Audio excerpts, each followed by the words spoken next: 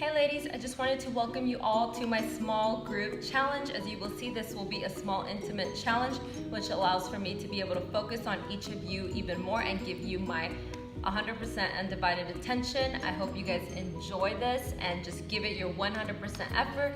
Complete all check-ins, all workouts and cardio, and you will be getting results. So today I'm gonna go ahead and go over doing a proper dynamic warm-up. Also, I'm gonna show you guys some foam rolling, which is very important. These are things that I recommend that every single person should be doing when they are working out consistently.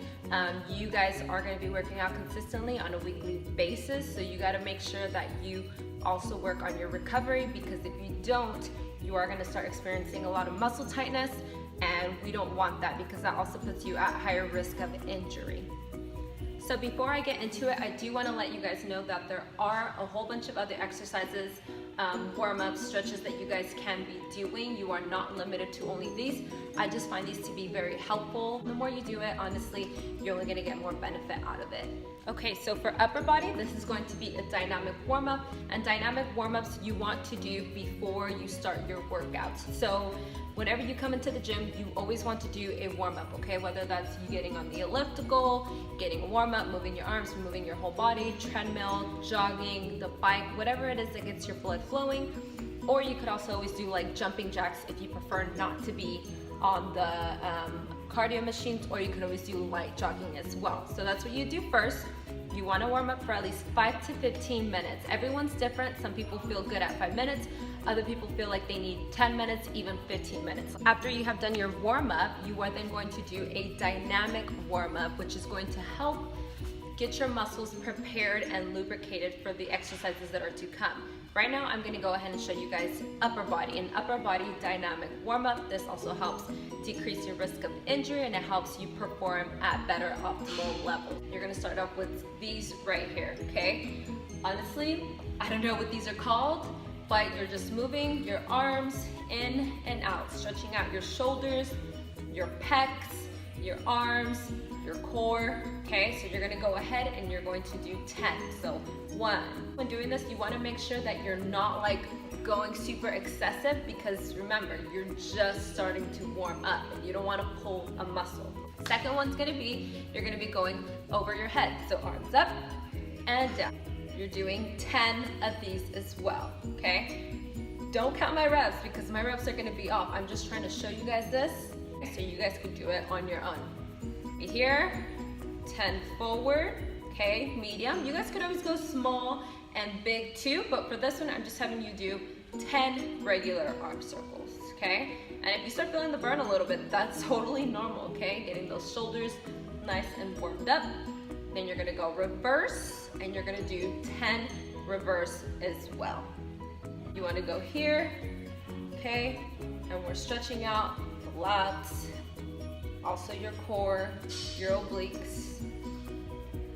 We're getting your glutes warmed up, your hips, the whole lower body. Once you do 10, turn around, do this side.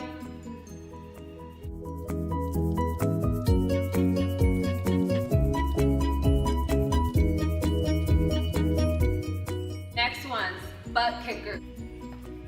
10 each side as well. You could always go faster. High knees. You can also go into a out. So you're going forward and out. And that's also gonna stretch the groin area. Warm up squats. And what you wanna do with this is you're not doing full range of motion at first because you're still warming up. Not going as low. And then you're gonna start going lower as you feel more warmed up. Okay ladies, so now I'm gonna go ahead and show you guys what stretches to do after your workout as a cool down. And you're going to rock your knees side to side. And you wanna feel a good stretch here, okay, your lower back, hip area as well. You're gonna do 10 totals, so 5 to the right, 5 to the left. After that, you're gonna go ahead, you're gonna bring your left knee up towards your chest, okay? And you can keep your right leg flexed like this, Or if you want to enhance the stretch, you could extend it out as well. But if that causes any lower back pain, you can bring it up a little bit more and leave it there. Spinal twist stretch. My lower back just popped and that felt good. So your back might pop a little bit, okay? And you are twisting. Your goal is to keep this side over here, this shoulder on the floor. Sometimes it will lift up a little bit, okay? But your goal is to try to keep it as close as you can to the floor. You don't want to be doing this, okay? Because then that defeats the purpose of you actually stretching. With my right hand, I'm pushing on this knee down towards the floor to enhance the stretch on my hips and my glutes. So you're gonna do the same thing with the other leg. Hold it up here. You're gonna rotate it nice and slow. And there you are. And I'm pressing this knee down towards the floor. You wanna make sure that you feel a good stretch, but not to where it feels like you're overstretching, that you feel like you're gonna pull a muscle, okay? We don't want that. I'm gonna return home, nice and slow, okay? Now, when you're done stretching or anytime you're on the floor, you don't wanna just jerk your body up because that actually puts a lot of stress on your lower back, okay? So what you want to do, just scoot down a little bit on your mat. You're gonna roll over to the side. Here, you're gonna push off with your arm, and then there you go.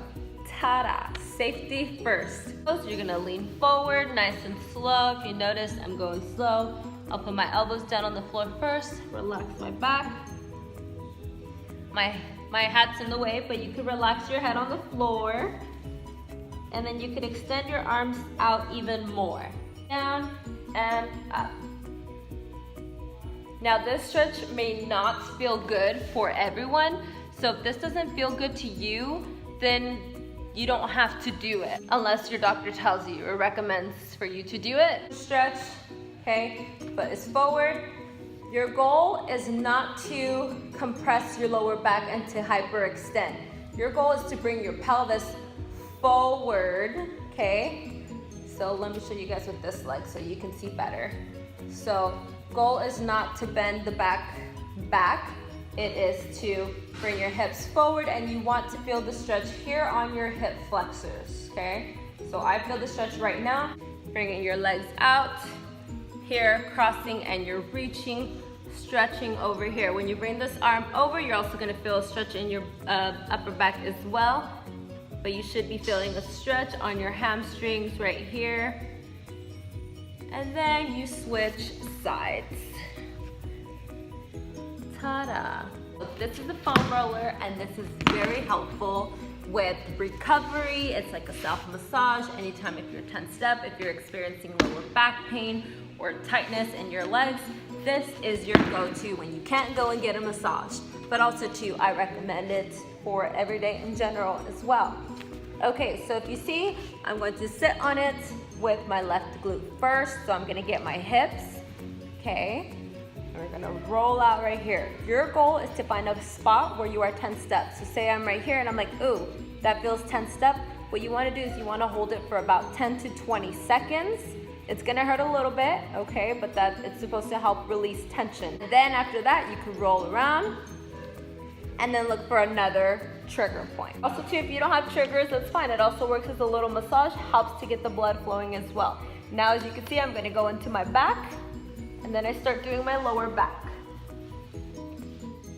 And I'm slightly leaning more towards my left side right now. You don't ever wanna just be right center, at least not for beginners. Will feel a little weird at first because you do have to like maneuver around. So yeah, you see that? I almost fell. So you do have to maneuver around a little bit. So there you go. Pull my hands back. Now I'm getting the top of my shoulders, my upper back. So I get my hips, glutes, lower back, mid back, upper back, this glute. And I'm doing the same thing. On top, and then down on your forearms. And then you gotta roll with it, okay, up and down. So you are kind of working out your core at the same time. Also too, you can lean more towards the right side to get more of the right leg. Ooh, this hurts. Also go to the other side. If this is too much pressure, you could always bring one foot down, this hand here, and then you're rolling up and down. This will take some pressure off of the muscles. Those are a few that you guys could do. You could also do this for your flexors as well. If you have tight hip flexors, roll back, and then you're rolling on top of it. If this isn't enough pressure, then you can move it one leg at a time. So then you're here, up and down. Once again, you can rotate your leg so it gets more of the outside of the leg. That hurts. You can also do the inside of the leg, okay? Everyone has different areas that are more tensed up than others. Go into calf raises as well, and get your calves. If you wear heels all the time, this will feel really good. It may hurt, but it will feel good also post your foam rolling. You can also do both legs at the same time. You could move them side to side as well. All right, ladies, I hope you guys found all of this helpful. I hope that you guys apply them because we are gonna be working out, we're gonna be going hard, and if you are following the program to a T, you are gonna need to do some recovery work to make sure that you're able to be ready for the next workout.